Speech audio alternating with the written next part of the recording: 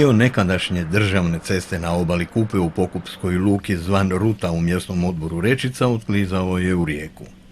Ugrožene su i kuće na ruti. U provaliju je otklizao stup električne rasvjete, a zbog klizišta popucale su i cijevi gradskog vodovoda.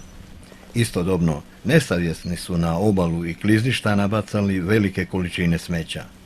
Zabrinuti treba to što, unatoč upozorenjima, nitko ne vodi računa o opasnostima koje vrebaju na ovom klizištu dugom nekoliko stotina metara. Zapravo iritira ignorantski odnos mjerodavnih jer taj dio obale izgleda katastrofično. Takav odnos ponajbolje je na svojoj koži osjetio Zagrepčanin što je kupio kuću u samo klizište, koji pokušava sve, pa i tužbe, kako bi spasio svoju imovinu udaljenu samo nekoliko metara od klizišta. Meni se svidjelo da obnovim tu kuću, obnovio sam i dio koji je bio baš i gostionica tu, kako sam čuo, zato se i mjesto zove Luka Pokupska, nekad je bila luka i dolazili su radnici u birtiju i na odličnom je mjestu bila. I ja ju uređujem nešto koliko mogu u starom stilu, obnavljam, sadim drveće, sadim voćke. Odjednom sam primijetio da, pošto sam inače iz Slavonije, primijetio sam da se pojavilo tu klizište. Nisam znao kako to spriječiti, obraćao sam se gradu, ministarstvu, Hrvatskim vodama. Svi su prali ruke, govorili su da to nije u njihovoj odgovornosti. Pa sam onda na svoju ruku probao to nasipati. Međutim, to nije imalo nikakvog efekta. Dapače, evo, sada je i ugrožena i sama cesta i kuća će još malo da padne još koja kiša i kuća je već počela napuknuti, ne. Ne znam, kod nas se izgleda ništa ne radi preventivno, nego se sve treba prvo nešto dogoditi, neka katastrofa da bi se reagiralo, ne. Inače imam odlične kontakte tu sa svim susjedima i sa mjesnim odborom, ali nekako zapinje u gradu, zapinje u Hrvatskim vodama.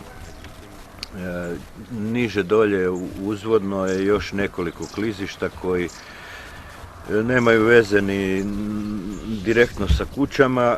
Meni su prigovarali da je to od moje septičke jame, da je to od krova, da ide mi curi voda sa krova pa se onda to klizi.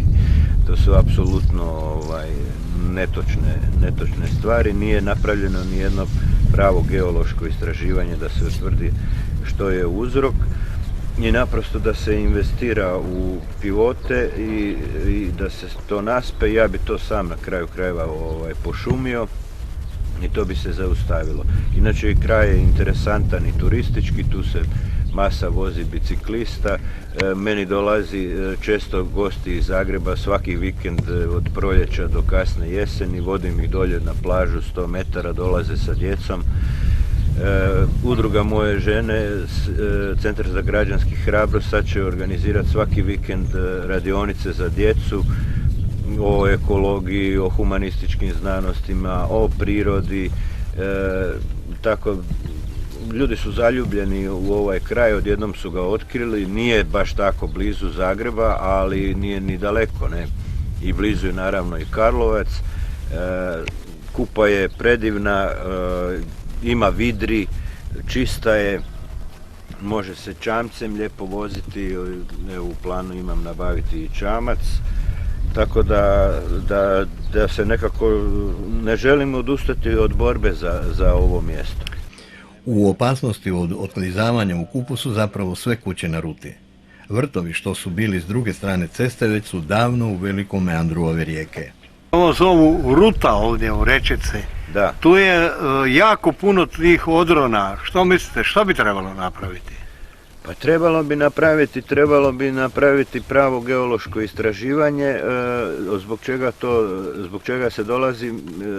to dolazi, pretpostavljam zato što su tu najveći meandri na Kupi s jedne strane, a za to su zadužene Hrvatske vode. Da li da to treba vaditi pjesak dalje ili ga ne treba vaditi? Ali inače prestalo se vaditi pjesak. Da. a neke kažu da bi ga trebalo vaditi, baš da onda ne udara, da ga se vadi s druge strane.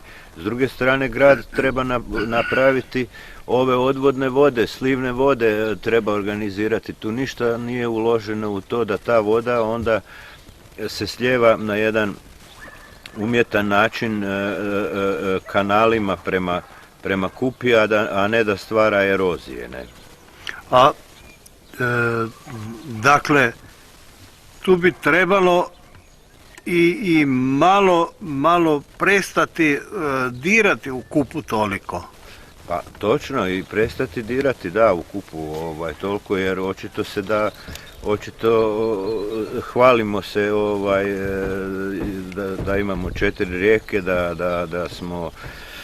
da smo najekološkiji grad, a zapravo to na jedan ružan način eksploatiramo, čak se sad voze i gliserima ovdje. Zato jer je dubina dovoljna. Zato jer je dubina dovoljna, mislim neko ko zna, da, pa može ići po sredini, nije baš svagdje dovoljno duboko, a s druge strane čuo sam, ima indicija i da se na ilegalan način vadi šljunak i pijesak. Dakle, ne samo da se čine kaznena djela, nego se i nestručno, znači i opet potkopava ta obala. Ne? I što kažete? Dalje? Pa kažem dalje, ja očekujem reakcije. Sad gospodin Vuljanić iz Laburiste je postavio pitanje vladi, što će vlada poduzeti, jer je to prvenstveno, ovo je obala, su zadužene Hrvatske vode, cesta spada pod gradom, Elektra na mom vlasništvu ima ove svoje stupove. Očekujem hitnu reakciju ili ću podnijeti tužbe. Već sam angažirao odvjetnike iz Karlovca koji su spremni, pošto poznaju problematiku, pošto su spremni za određenu proviziju me zastupati. Ne? I ostali stanovnici Pokupske luke s Rute misle kako se briga o ovih nekoliko stotina metara ceste i obale koja klizi trebala povesti na vrijeme. Kad se napravi dole asfalt, to je propalo više, niko ni to održava, niko dira ništa i tako. I zato će propalo. A to je trebalo neko održavati još, znaš. To je bil cesta, put, ne put, nego cesta. Cesta. Voda dere i to se ruši, ali ovu zimu kako se porušilo, to je čudo jedno sad, to dok je voda stalno. Vidite da se to drveća sve, to se popeljalo već puno tam dole u Kupu. I unatoč stanju kakvo je u ovome dijelu mjesnog odbora Rečica, Željko Peratović bi želio razvijati turizam. Mislimo da je ovdje strašna turistička mogućnost, samo što ne vidimo da to itko ni iz grada ni iz države potiče. Mi se za početak mislimo baviti kao udruga. Kako se zove udruga? Centar za građansku hrabrost. Mi se mislimo baviti edukacijom djece, ekologijom, humanističkim, prirodnim znanostima, držati im predavanja, voditi ih tu dolje na plivanje, voziti čamcem, pokazivati im vidre, pokazivati u proljeće, ovdje je izuzetno mnogo visibaba u ovom kraju. Kasnije bi malo to i proširili, vjerojatno sad već imamo za 28.4. imamo već 20 kandidata nam se prijavilo za radionicu, za prvu radionicu. A to je tek početak, mislimo i preko cijelog ljeta, samo mislim ne znam kako ćemo obzirom na to klizište, jer u međuvremenu može sve otklizat, a i na kraju mislim moramo i štiti djecu da ne padnu dolje. Već se za to pročulo, po Zagrebu takva radionica ne postoji još kod nas i uglavnom zapravo za početak bi dolazila i djeca koja ne idu na vjeronauk, a takvih ima 15% u Hrvatskoj, ali da na neki drugi način da imaju nešto, da se druže, da vidi da nisu sami, da im se pruži nekako znanje pristupačno i u jednom ambijentu koji je stvarno prekrasan. Za kasnije, kaže, mogli bismo, može se organizirati, tu su postojale neke ideje i o splavarenju,